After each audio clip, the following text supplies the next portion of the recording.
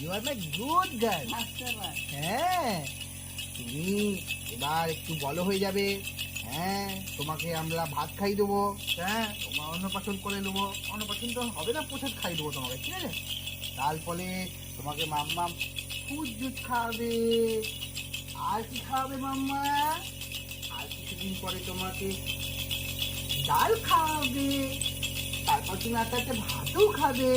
তারপরে বলবে মাম্মা আমি এটা খাবো, আমি সেটা খাবো, আমি এই খাবো।